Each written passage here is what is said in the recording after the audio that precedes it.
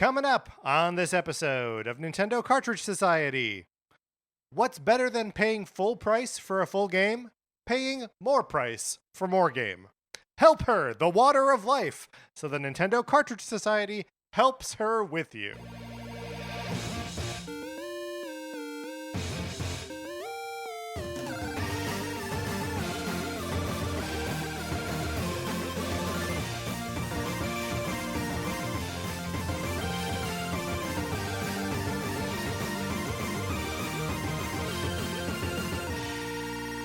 Welcome to Nintendo Cartridge Society. My name is Patrick Ellers, and I am joined, as I am always joined, by my co-host, Mark Mitchell. Mark, how's it going? It's going great. Stumbling over my own words over here. Hey, it's summer.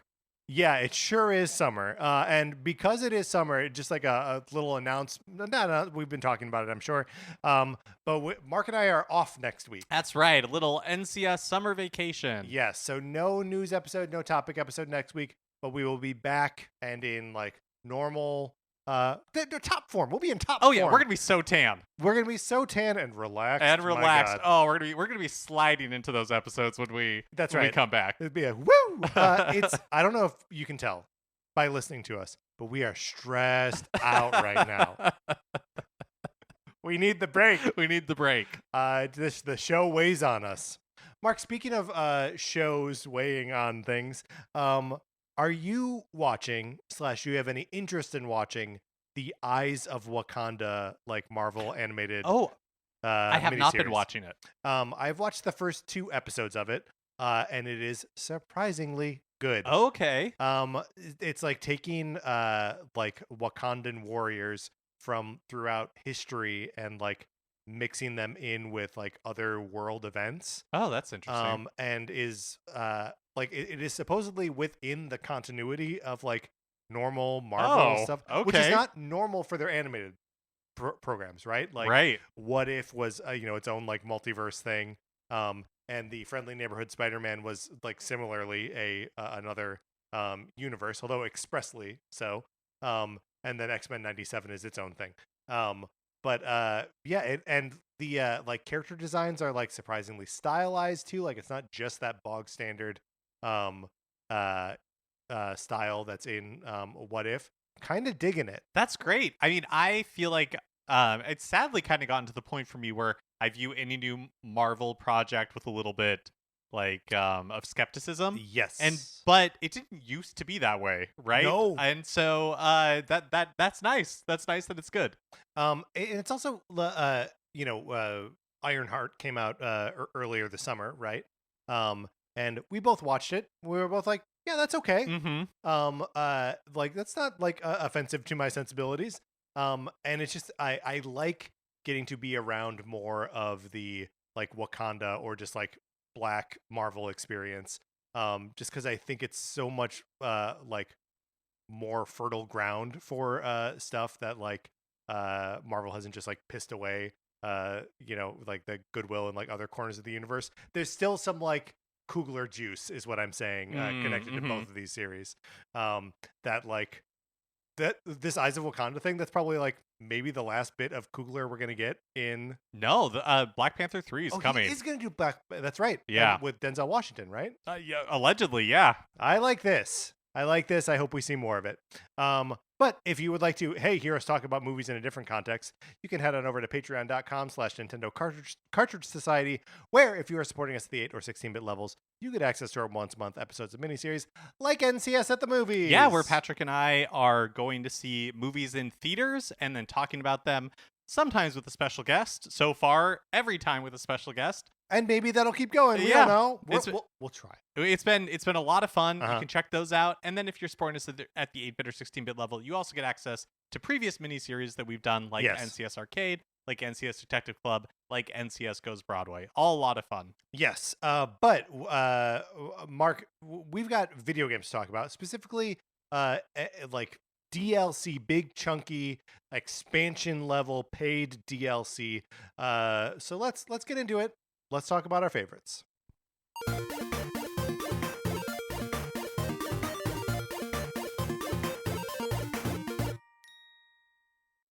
Why, Mark? Why would Because you make us talk about this?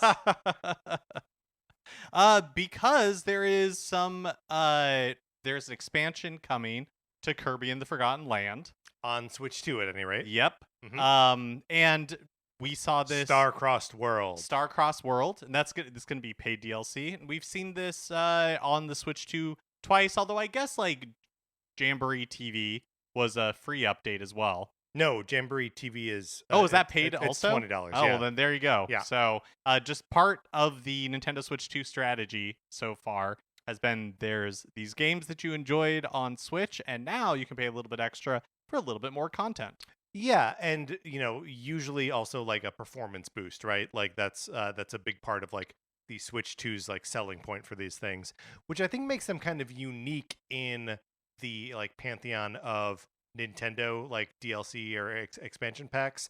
I don't think any of them have come with performance enhancements in any previous game prior to the Switch 2. But generally speaking, I just want to like get your temperature on expansions and DLC. Is that something that like you like to see in a game that you're playing?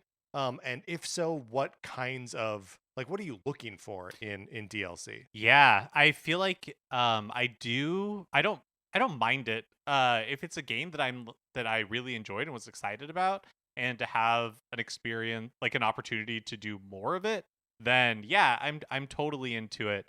And for what exactly I'm looking for, it I guess it really depends on the game, but mostly it's just like more. Sometimes it's more of the thing that I love, and then other times it's when they do something that's like surprising or out of the blue. Basically, I'm game for all of it. Is really what I'm saying. Yeah. I know when I see it. Well, yeah. I mean, it's for me. I feel like it falls in those two camps as well. More of what I already liked about the game, so like more levels, more characters in a fighting game, more tracks in a racing game, or like a reimagining or recontextualization of the mechanics that I'm already familiar with. I don't want to like tip our hands on like things that we've picked for this, but like Nintendo actually has a pretty good track record of applying that philosophy of like let's take something that's part of this game and just sort of like twist it around a little bit. That like you're still moving around the same way, you're still making a lot of the same choices, but like your goal is different. The other thing I think is interesting when it comes to DLC for Nintendo games is that I don't feel like they do it that often. They really don't. You're right, and I think some of that is just like they want to be transparent with the value proposition from the get go, right? Where it's like this.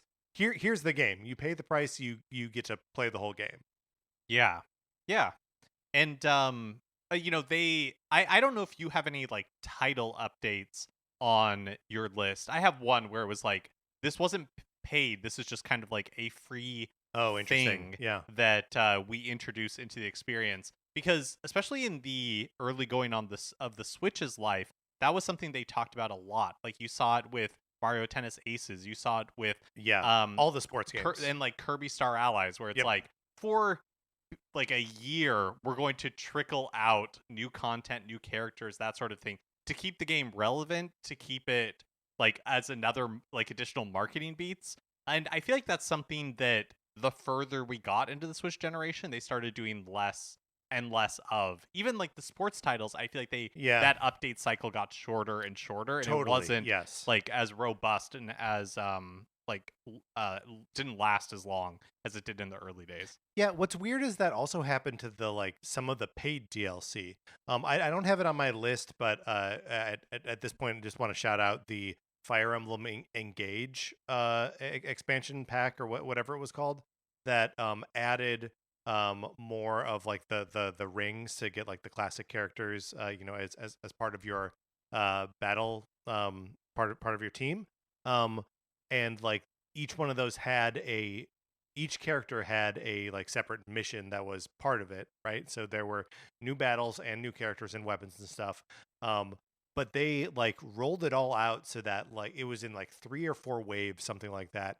But all the content was out within a month of the game originally coming out, and like really, really felt like that content should have been part of the game Mm. proper. That's always a concern that you gotta like deal with on these things, right? Where it's like, well, why are you making me pay more for something that feels like it's just part of the game? That's definitely the worst kind of DLC where it's just like, oh, this just feels like this is locked content. Yes. This wasn't like an additional thing that you thought of later or decided to add into it or Right. is like a remixed experience or anything. It just feels like you're making me pay for the full experience. Yeah, yes. And what's weird is I have some on my list of that like I like where you could maybe argue that they are that, but it's usually like late game or like end game sort of editions Mm-hmm. where it's like they have to trust that the player has completed the game and is now tackling this as like a harder version of it or like a deeper exploration into like the mechanics of the game,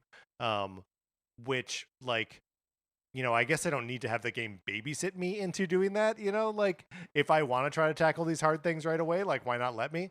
But for whatever reason I totally forgive that. Okay. So well, I guess before we dig into our specific picks here, Starcross Worlds, how you feeling about that? I'm excited. I really loved Forgotten Land. And so this is one where I'm looking forward to more content Yeah. in that world. Yeah, I'm excited about it too, because like there's with we've been talking about this a lot lately on the show and just between us that like when Nintendo puts out a great game, we're like, hey, awesome, and we have like 2 great weeks with it, and then we're like, okay, what's next? And like I feel like that was Kirby and the Forgotten Land, that within like 8 days or whatever we'd both finished it, had a great time, but it's just kind of like, okay, well now that experience is put away, and hopefully the new content in and of itself will be like fun enough to sort of like reignite that feeling, but then also just like remembering that the game itself exists. Yeah, an opportunity to go back into it, and it's gonna look great. It's gonna look great. So Mark, I have 4 entries here. I suspect that one of my entries may overlap with one of yours. I think that is possible. I think it is possible because we were both sort of dancing around. I think the same I think thing I here. think very possibly. But I'll start because I do have 4. Okay, great. So I'm going to start with Animal Crossing New Horizons Happy Home Paradise. Oh, okay, yeah. Which is so much game that it frustrates me that they didn't separate Happy Home Paradise as a separate like experience that you could buy on its own. Happy Home Paradise as an expansion to Animal Crossing New Horizons is a thing where you go to a resort archipelago that's a chain of tropical islands where villagers from throughout New Horizons come, and you have to design a house for them. They have 3 specific asks of you. Like, I want a chair that looks like this, I want wallpaper that looks like this, and I like cheese, right? And so you do those 3 things, and then anything else you do while remodeling their house and like decorating the house, totally up to you. They're happy with it no matter what. And the game gives you effectively unlimited resources to decorate these houses, which means that it is no longer the like resource limited decoration simulator of the original game, but is now like an art studio just about, right? That you can be as creative as you want to be. You can spend hours and hours and hours designing someone's home. You can slap something together if you're not feeling it. And it is just incredible how much content there is, because there's like 900 villagers and they all have different wants. And there's so much furniture in this game. You can do anything. Like it's kind of staggering how much extra content is in Happy Home Paradise, and that it takes this concept of something that you're so limited in the main game and just lets you go crazy with it. Yeah, I did not play very much of Happy Home Paradise myself, but I remember being at your house watching your girlfriend Sarah play it, and I had so much fun seeing the things that she had created in it, Yes. and like the homes. And you're right, like you could go totally bananas with Yes. the look of something and like the theme of it. Like that was really cool to see. And the game allows you to like take pieces that you use in homes in these vacation homes and like send them back to your island, so you can also start to use them there. They also added the feature where you can do that same like vacation home decorating to your villagers on your island, but you've got to catch them in a moment when they want you to do it, which is funny, just like a weird little Animal Crossing thing. Like like it's totally random when they come up to you and they're like, "Hey, I'm thinking about leaving the island." You have no Right. control over it. But so like same thing there. Sarah redesigned Fauna's house. Fauna's a deer who lives on our island, and we've never seen her in it because she's never home, which is like a crazy little thing. Like she did it, years ago at this point, and not that we've been logging in every day, but on the rare occasion that we do, we're like, oh, see if Fauna's home, and she never is. So, but yeah, I do like that it is an expansion in that like it keeps those parts like married together, and that you can like move items between the two, and it's feels like the character that you are in at the resort is still your character from the island. Like there's some continuity there, which is super fun. But yeah, I think that they could totally sell it as a separate thing, which is sort of what Happy Home Designer was on the 3DS, as like an expansion experience to New Leaf. But yeah, that's Happy Home Paradise is my first Nintendo expansion, and it was free with Nintendo Switch Online. Oh yeah, that's right. That's right. That's a really good one. Thank you. I'll go ahead and do an Animal Crossing one as well, and this is my like title update. This is one that was available for free, and it's Animal Crossing New Leaf plus Welcome Amiibo. Yes. So Welcome Amiibo was a major update to Animal Crossing New Leaf that came 4 years after the game launched. So it was released in 2016, and it was around the time that like the new 3DS was introduced and had the ability to scan Amiibo with your 3DS. And then Nintendo also sold an accessory for older 3DS models that you could like use to scan Amiibo into it, even though it didn't have an NFC reader. Right. Such a funny thing itself. Yeah.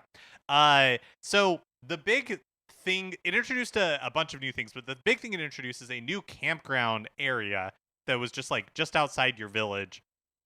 And it's run by this character Harvey, who's kind of like a hippie character. Yes. And every day, who you will know, like Harv's Island is in that's New Horizons, right, in New Horizons. So every day, an RV appears in the campground with a special villager, and there were 16 like crossover villagers, and then 50 returning villagers. So they introduced like 66 new villagers. 2 of them were just exclusive in Japan. And the reason that was is because the crossover villagers, they were from like Zelda and Splatoon. There's like a wolf link. Yeah, there's like a Ganon that's like a pig villager. Plus, they had these companions from like a crossover with Sanrio. I was gonna say like Hello Kitty and yes, that bunny rabbit. And then the 2 exclusive ones, like one was from like that was in Japan. One was like a character that had like a little 7-Eleven vest, and I can't remember what the other one was.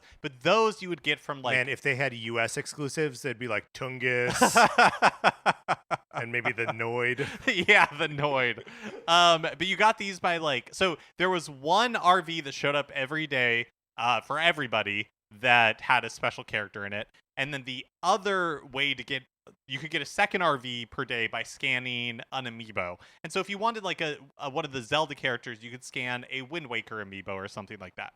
And then once they were introduced at the campground, you could invite them if you wanted to live in your village. So 66 new villagers introduced into the game with it, and some of this is with the Animal Crossing card amiibos. Yeah, that's right. They also introduced like more amiibo cards with Animal Crossing characters that you could scan. And then the other thing with the campground is that Harvey sold like kind of like hard to get items that you could earn with Meow coupons. And the way that you would get Meow coupons is every day you could do these little tasks. And sometimes they were like, oh, like gather these items, or do this for this villager, like that sort of thing. Right, they're a little bit more in line with like the island stamps that you would get in New Horizons, right? Where it's like a separate like upgrade path, basically. That's right. So you get these Meow coupons, and then you could buy these rare items from Harvey. They also introduced like this secret storeroom that you could buy. It was like a bigger upgrade for your house that you could buy from Tom Nook. And it was like a huge amount of storage. You could put a ton of stuff in there. And then they also added this ability for you to be able to sell your town to Tom Nook if you decided that you wanted to like restart. You would restart with a bunch of bells? You would restart with like a bunch of bells. Yeah. It's fun. So I don't like the idea of someone selling a town, though. that doesn't it feel very robber baron? It does. To be like, yeah. I'm selling off all your land. What? But yeah, this was such like New Leaf was already massively successful. Like it had sold so many copies. I mean, pales in comparison to what New Horizons sold, but for Animal Crossing, up to this point, like New Leaf exploded the popularity of Animal Crossing, and then that would again happen. Right. And then it was just like kind of like reinvigorated, and it brought all these people back, including myself, to playing Animal Crossing, New Leaf, and just kind of gave it like a new lease on life, and was a really, I think, strong update for the game. Didn't that also come with a price cut for the game? Oh, I can't remember. At that point, could it have been a Nintendo Select and been like think so. $20 or something? That's what I'm saying, is that I think when they added a bunch of new content, they also like halved its price and put it out there where it was just like this. What's so interesting is that like, because it was so full featured with the Welcome Amiibo, that like the launch of New Horizons was always gonna like pale in comparison, just in terms of like sheer volume of stuff in it. And then like the thinking was always like, well, it's okay, like, you know, New Leaf didn't launch with all this stuff either. But like outside of Happy Home Paradise, the updates to New Horizons were like few and far between, right? Like they were updating the game for like holidays and stuff, and it was really like just to add the holiday events, and like swimming came eventually, and like a handful of other little things. But we never got like the huge influx of like stuff to the base game in New Horizons in the same way that we did for New Leaf. Yeah, totally. And they had the good sense to make Happy Home Designer a separate release. And I don't remember if you could like send items between, like if it had the same relationship. Probably didn't. Yeah, I never played Happy Home Designer, so I don't know. You know, I never did either. And I bet I would like it. Well, that's a great one. The Welcome Amiibo. What a funny, weird thing to call that. Yeah.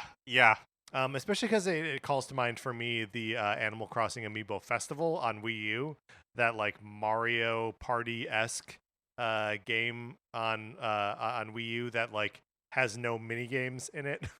So horrible. Oh, Wii U. Real bad, man. Real bad. Okay, moving on. All right.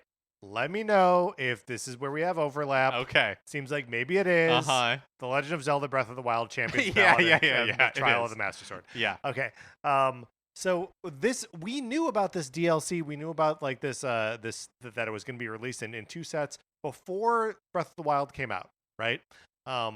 And I don't know about you, Mark, but like it never felt to me like, because this totally falls into the bucket of like, maybe that should have been, or that could have been part of the game from the jump, right? Like, but they are, for the most part, end game challenges, especially the Champions Ballad, that you need to have defeated all 4 divine beasts before even attempting it. Right. And the Trial of the Master Sword, you needed to have unlocked the Master Sword in order to go on those, like that sort of mini like quest to level that thing up.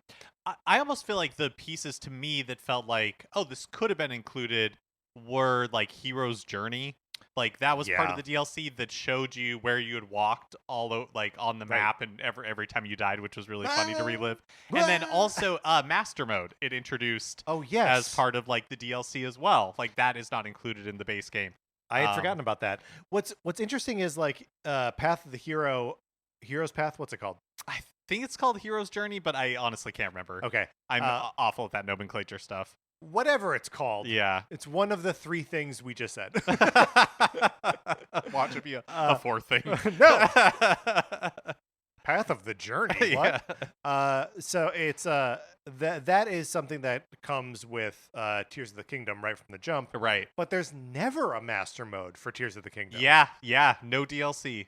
No DLC. Not even with the Switch 2 version, which is crazy.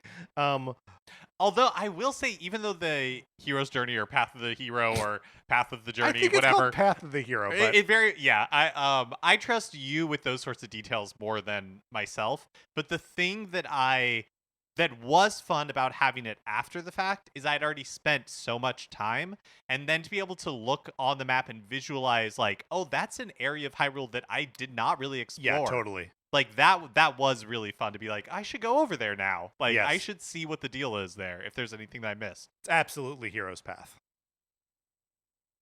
Was that one that we That's one that I said. Oh, yeah. okay, good. But I want to talk a little bit about the Trial of the Master Sword. Okay. And the Champion's Ballad as like separate pieces of the DLC, and then we can loop around to the Master Cycle afterwards if we want to. But the Trial of the Master Sword, I played through Breath of the Wild recently. I didn't beat it, but on when it came out on Switch 2, and so I tackled the Trial of the Master Sword before I even finished doing all the divine beasts, because I had the Master Sword early, and like being able to do that mid playthrough instead of like well after I'd already been done with it was pretty cool. Like, I'd only ever done it in a way where I would upgrade the sword and then not use it because I'd already beaten the game. But like running around a divine beast or like anywhere where there are guardians and having a fully powered up master sword, that's just cool. It deals more damage, Mark. Yeah, twice as much. That is the Master Trials are an element of this that I never beat. So hard. Yeah, I never made it all the way through. I think I leveled it up because when you like complete a chunk of it, you get the Master Sword's like max power increases by 10 points. Points. And so I think I did it maybe once. I think maybe only once. Yeah. Like did I make it like completely through a chunk? I remember it was a level where it's like you're like there's guardians around and you're like floating up and down. Yes. That's the one I could never. There's like an updraft. Yeah, that's the one I could never beat. But to me, that was like the perfect first chunk of DLC, where it's like a nice little addition. It's like like a challenge for people who've already, like you said, put a lot of time into the game. Yeah, well, and it recreates a condition that you're so rarely in once you've been playing the game for 10, 20, 30 hours of like not having stuff. Yeah, right? because you start every like run through with absolutely nothing. No weapons, no food, no armor, nothing. And like Eventide Island would do that, and the start of the game does that. But like you quickly like just get out of the habit of like, okay, I need to like collect sticks and like hide in a tree and throw bombs at guys. Yeah, by the time that this came out, I had already beat Breath of the Wild, and by the end of that game I felt so overpowered. Yes. Like nothing scared me. And so to have this kind of like reset was fun. Yep. So Trial of the Master Sword, I think very, very cool in that way, both rewarding late game players and reminding late game players or mid game players of what it was like at the beginning of the game. Very cool. And then the Champion's Ballad, which is like kind of a weird series of like beats, right? Like you got the what's the weapon called? Like the Ultimate Nullifier or something like that? The one-hit obliterator. One-hit obliterator, yes. Ultimate Nullifier may be a Marvel So the one-hit obliterator, you in certain like areas of the game that you're sent to, you could defeat an enemy by hitting them with that weapon in one hit, but also if you got hit once while you had that weapon equipped, you died. And then there was like a basically the equivalent of a new divine beast at the end of this Champions Ballad thing. That was like a temple that you had to Yeah, do. the divine beast that you end up getting is the Master Cycle Zero. Right. Yeah, But there is like a dungeon kind of thing. there is right? the shrine. It's like the final trial, Yeah. Okay. and it's where. So yeah, you like meet a in order to. I actually really liked the Champions Ballad. Yeah. That was the most notable DLC part of like the Zelda DLC to me, and it's because you got to hang out with Cass, Love and hanging you out got to with Cass. hang out with the champions. Lead singer of my band. Yeah, that's right. That's right. You got to hang out with the champions, who I really loved the champions and grew an attachment to them. That the sages in Tears of the Kingdom, Right. like, did not compete, did not care about the sages. But Mifa, Daruk, Rivali, Urbosa, Yeah, they're love those folks. they're incredible. Yeah. So to be able to like spend a little bit more time with them, take a little picture with them at the end. Oh yeah, It that's was right. all like it was so much fun, and it was sending you like back around the world. There were new shrines. There was that new like final trial thing. And a lot of I it thought takes it was great. a lot of it takes place on the Great Plateau too, right? Yeah, I can't. That part I can't remember. Again, like another area that like you bounce off of pretty quick at the beginning of the game. So yeah, I think they just did a really nice job of like recontextualizing parts of the map, or like conditions from earlier in the game into these new challenges that were really like fun and additive. And like yeah, it actually is very convenient to have them as part of the game as you're playing it and not tacked on later. But yeah, I thought this was just such a fun way to continue to celebrate this awesome game. Yeah. Yeah, totally. Oh, this is such a small thing, but it also introduced the fast travel medallions, right? That's right. That Yes. was also part of Yes. the DLC. That's right. Another thing that's there from the jump in Yeah, Breath in of the- Tears or Tears of the Kingdom. Yeah. Um, Great. So yeah, Mm-hmm. do you want to go ahead again? We'll count that sure. as yours and mine. Sure, we can do that. I will next go with. Look, we're gonna have to talk about Smash Brothers at some point here, right? There's simply no way around it. But I want to talk specifically about Smash 4, the DLC fighters for Super Smash Brothers 4 Wii U and Super Smash Brothers 4 3DS. Because they released the same DLC on both versions of the game because the games could kind of talk to each other. It's so crazy looking back on it. It's like because they're not the same game, but they're just extremely similar. Yeah. And like you would have to pay $1 more to get the downloadable character on both platforms. But there were a bunch. Mewtwo, Lucas, Roy, those are all like returning characters from previous versions of Smash.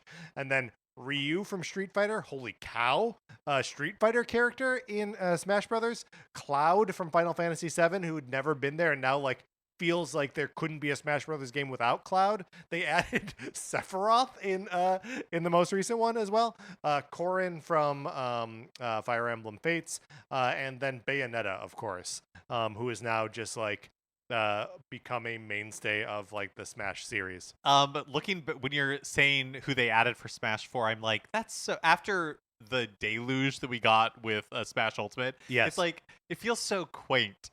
Right. that I named how many? 1, 2, 3, 4, 5, 6. I did 7 characters, right? Yeah.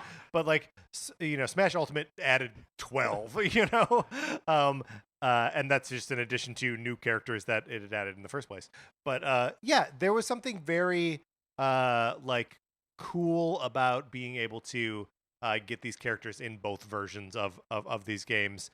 And was the first time that I was like, oh yeah, if I add it all up, I spend so much money on these Smash Brothers games. Because like just buying the 2 versions, that's $100 right there. But yeah, I'm always going to be a sucker for adding characters in a fighting game via DLC. In that I always want to do it. And like I feel that itch when I have a fighting game, but I don't have all the characters. To the point where I'm almost like, maybe it's time we retire this practice and just like take the extra year or whatever and like give me all the characters. Yeah, it's fun to think about what they will possibly do for a new Smash Brothers game. Yeah. And it doesn't feel like they can top it as far as like DLC characters. So Right. like, Right. what do you do? What do you do indeed? It's do you, I mean, we are both creatures of the internet. We see people post stuff in various places. But I know that like fighting game rosters are like the kinds of things that people like to fantasize about. You know, like a new Marvel versus Capcom, a new Smash Brothers, whatever. And people always now include like, and then these characters will be DLC. And I'm like, it's your fantasy. Why are you fantasizing about spending more money on these characters? We've been so conditioned that that's just like part of it. Yeah, that's so funny. Like, when was the last major new fighting game that was released that then didn't add other characters as DLC? When was that? Yeah, no, you're right. I mean, it is just part of the experience. Yeah. But it doesn't have to be. I remember the Street Fighter Cross Tekken game on PlayStation 4, I believe. Might have been 3. Well, whatever. That there were like 8 DLC characters, because all the characters had to be released like in pairs, right? So it was a lot in the initial set of DLC, and all of these characters were on the disc that you bought, but you needed like when you bought the DLC, it was like a bit of downloaded information just to switch the can't access to can access, and it being like a huge issue where people are like, you're charging $20 to access stuff that's on the disc you already sold for $60. And like, I get it. That's not exactly the way the economics of that work out. Like, they're able to develop more characters because they anticipate this increase in revenue based on the DLC. But still, it can be an infuriating we all want thing. the illusion of it, right? Yes. We want the illusion of the transaction. That's right. Even if you could put it on the disc. Right. You know? Right. I want to see a progress bar, and I want it to fill up slowly, because look at all the data I bought. But I even though Ultimate dwarfed, what they did for Smash 4, I don't want to like just bypass the fact that like Smash 4 seemingly is the thing that got the ball rolling. Totally. That made, Ultimate's crazy roster possible. And when Cloud was announced for Smash 4, it was like a fever dream. Yeah, it was like being struck by lightning. Like, Yes. it just did not seem possible in a million years. Right. And it was, it's always kind of a question of like, well, why Cloud? Like, Final Fantasy VII has never been a Nintendo game, but in the days of the Wii U, even less so, right? Right. Like, now, hey, Final Fantasy VII remake is going to come to Switch too. Incredibly exciting. But that's like 10 years after Smash 4 came out. So yeah. And like you said, now we just take it for granted that Cloud is in Ultimate, which is crazy. Right. And we take for granted that the next Smash Brothers game will have DLC characters. That was not a given. Smash 4 invented that. Yeah. So, yeah, that's those 7 DLC fighters for Smash 4. So, I guess my final one, since we shared Breath of the Wild, is the Splatoon 3 expansion pass, specifically Side Order. Yes. Because I did not buy the expansion pass to get access to Inkopolis, which was part of Wave 1. Right. Like, because that's a confusing benefit. Still feels like a confusing first like wave. Yes. Of a 2-part wave. Right. Of Splatoon 3. Right. DLC. It's like the part of the game that you are in between actually having fun. What if it was a little different? Like, you can still do all the same stuff. You can still do all the same stuff, but it's like, oh, you liked the menus in the previous version of this game, right? Right. Well, now you can also access those menus. Yeah. I don't know. It's very weird. And even I had Mark, I don't know how to get to it. How do you get to it? I've never been. I don't know. I think. Oh wait. I think you take like a subway or something. What? Come on.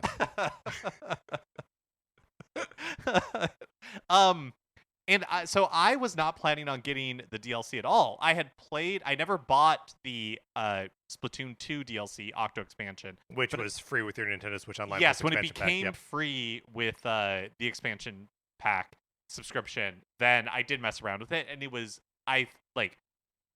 I enjoyed parts of it, but it was just way too hard for me. Shout out to the Octo expansion though for giving like a more varied single player experience with the same tools from the rest of the game. But yeah, also shame on it for being so hard. It was so hard, and so I was just like, this is not for me. But then in the Discord, people were talking about Side Order and how fun it was, and I felt compelled to buy it.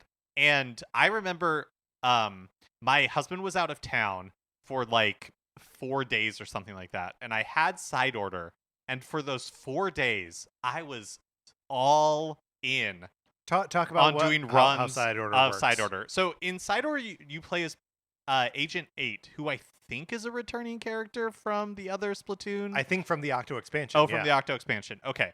So you're in like this area that looks like Inkopolis Square, but it's been drained of all color. So it's called the Order sector.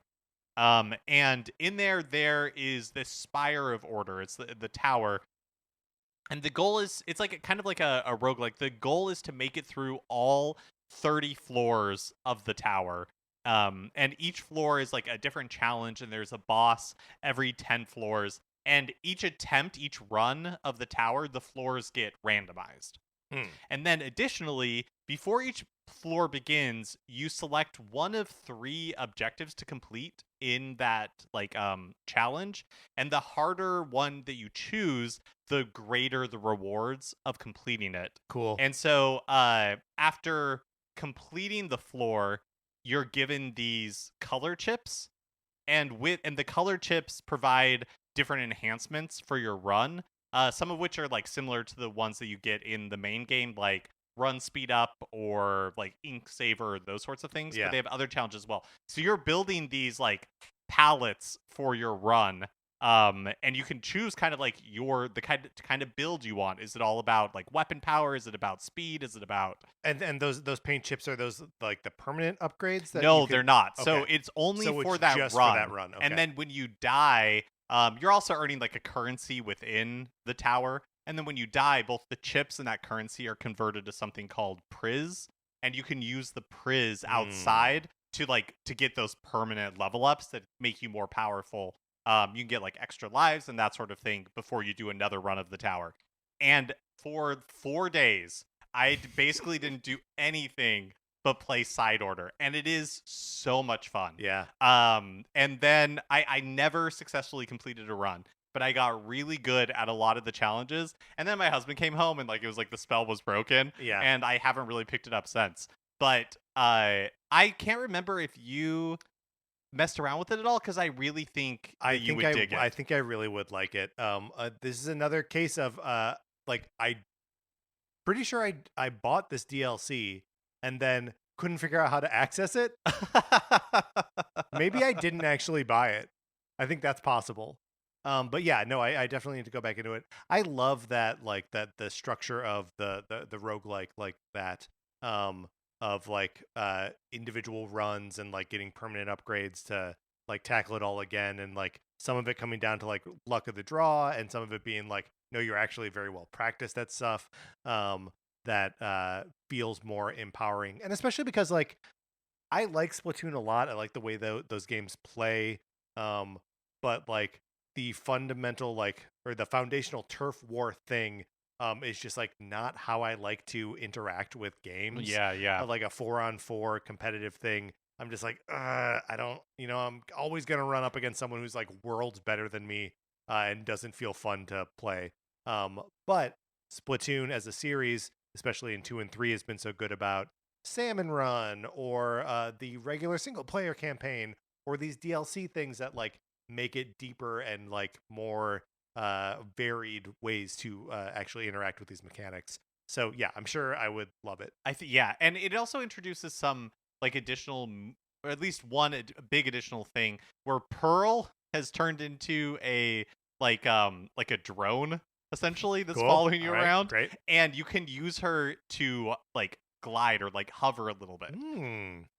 It's so much fun. Talking about it makes me want to get back into it Yeah, maybe, it makes but me it want to get feels like a into it too. fever dream how much I was just like Yeah. I'm just like playing it over and over. So But what a fun space to be with a game. and then also you can visit, Inkopolis Yeah, but like how? with like How Callie do and we Marie know? and they're like singing and Okay. stuff. And I think you take the subway or maybe you take the subway to get to side order. I really can't Maybe you remember. take the bus.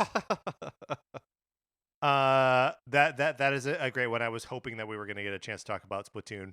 I didn't put them on my list, but glad that you did. My final pick. I've already mentioned something from this game. I mentioned Corrin as a DLC fighter for Smash 4. But Fire Emblem Fates Revelations is the DLC that I am referring to here. Fire Emblem Fates, a very interesting entry in the Fire Emblem series, in that it is the first and to date only Fire Emblem game that released in multiple versions. So, like, there are two basic versions of Fire Emblem Fates. One is called Birthright, and the other is called Conquest. And both games share the first like 4 chapters.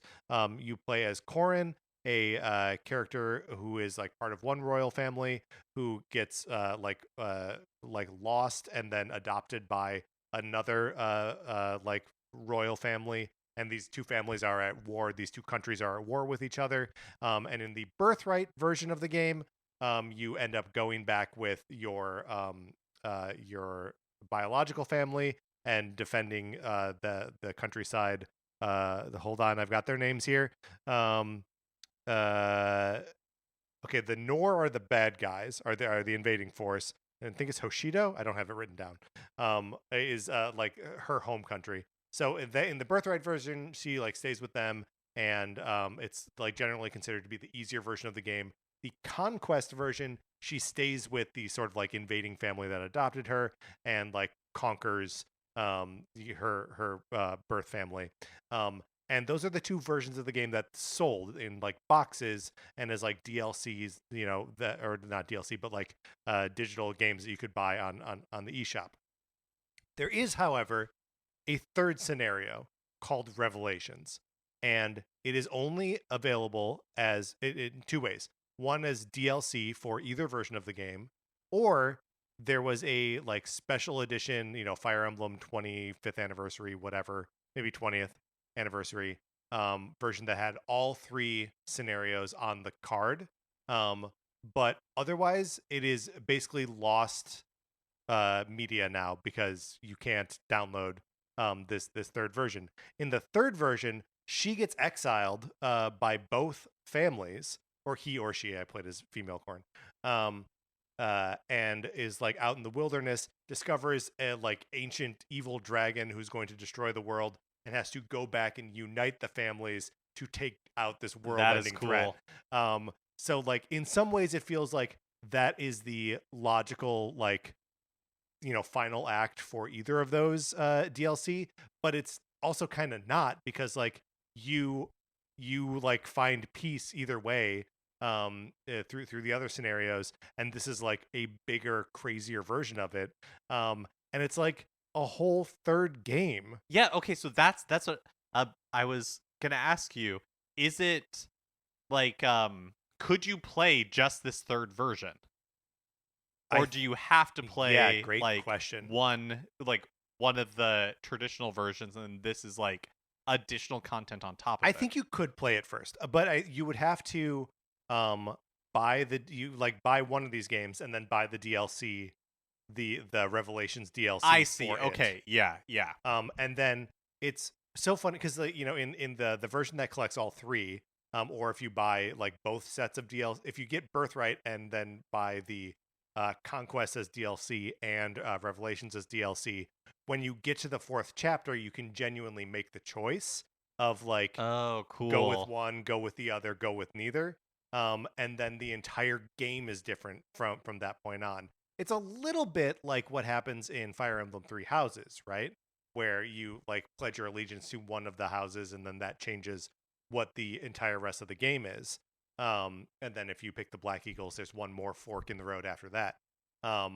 But they're just so radically different. Yeah, that's so crazy. It's like if the two Pokemon versions and then, like Pokemon Red, Blue, and Yellow all had radically different like story progressions after the fourth chapter. Right. Well, and what's so interesting about it is like, every new Fire Emblem game comes with like a bunch of new like mechanics and like priorities and like how like fights play out. Some of them use the weapon triangle of like weaknesses and all this other stuff.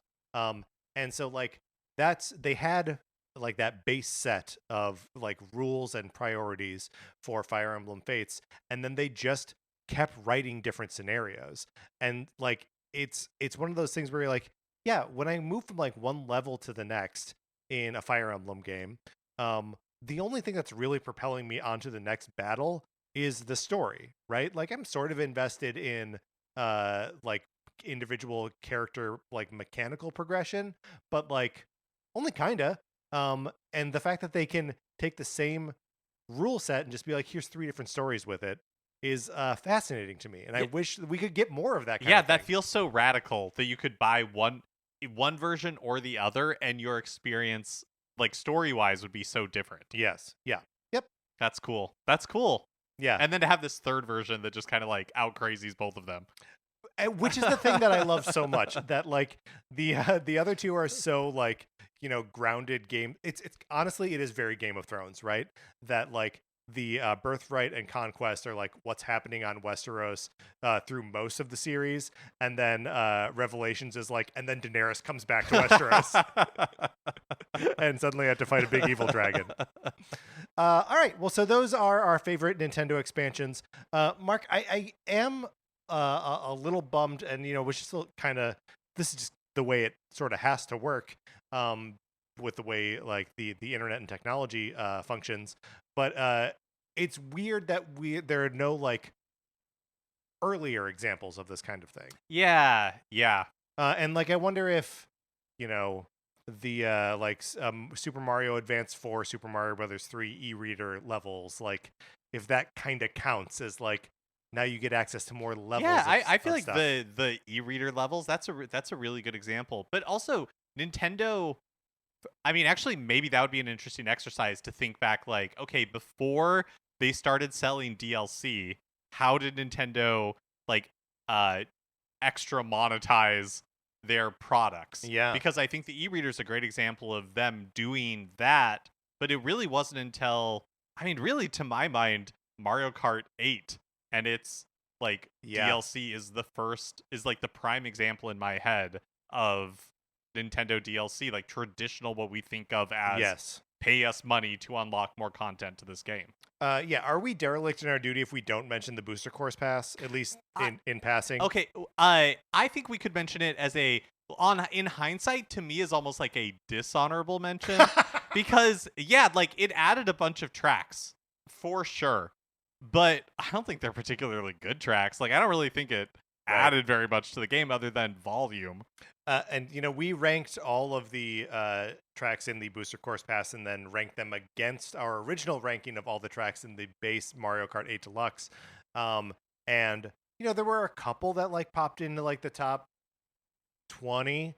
But for the most part, like, the bottom of the list is all a Booster Course Pass. Yeah, they I don't think they have hold up all that well to close scrutiny. But it was exciting to get them as they were coming, and we of course got them as included as part of our Nintendo Switch Online plus expansion packs subscription. So I don't think it was like necessarily what was $20 for the additional 20 or $30, and they added 48 more tracks or something like that. Right. So, which is in adding 48 more tracks, they added more tracks than are in Mario Kart World. yeah. I mean, it was so much content, so much new tracks, but they weren't that memorable. They just weren't that good. Yeah, well, and it's so interesting though that like then Mario Kart World does seem like lacking in tracks by comparison, because it has 1/3 as many tracks. Yeah.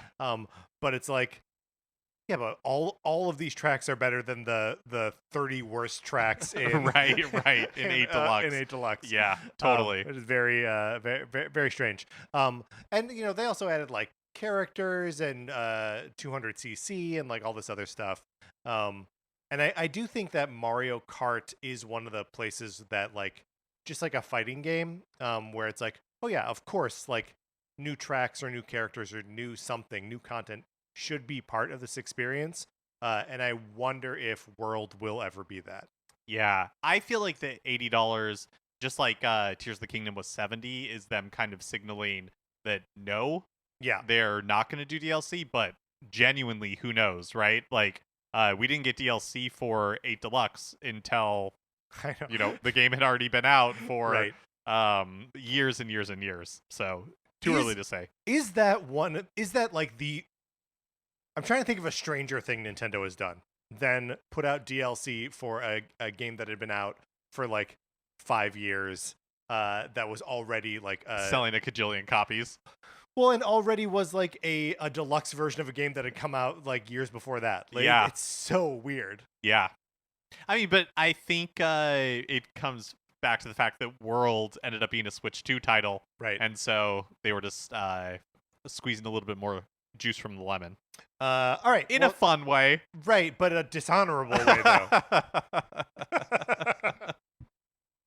I guess shout out to Torna the Golden Country, the Xenoblade Chronicles 2 DLC that became its sort of like standalone thing as well. And, they maybe could have done that with Happy Home Paradise. Paradise, yes. Yeah, like have it be a standalone game if you wanted to just pick that up, but then have it be DLC with the main game as well, if you wanted that. Yeah, maybe the reason it's not a concern is that they sold 40 million copies of Animal Crossing. Yeah. Maybe I'm being silly. All right, Mark, let's close out our discussion of our favorite Nintendo expansions. That is going to do it for this episode of Nintendo Cartridge Society. Remember, we are off for a week, so we will see you in September. Yeah, check us out on the beach, playing beach volleyball. Check us out relaxing. Yeah. Because right now we're so stressed out. Thank you to our 16-bit patrons. I hope you're not stressed out. Connor McCabe, Patrice Millette, Kyle Seaborn, Drew Mackey, James Haig, we appreciate you. We appreciate everyone who is listening or interacting with us in any way. Join the Discord. Email us, Nintendo Cartridge Society at gmail.com. We'll send you an invitation. Anthony DeLuca made our logo. Our theme music is provided by 8-Bit Betty. You can get more of his music by going to 8bitbetty.com or by listening right now. For my co-host Mark Mitchell, this is Patrick Eller saying thank you for listening.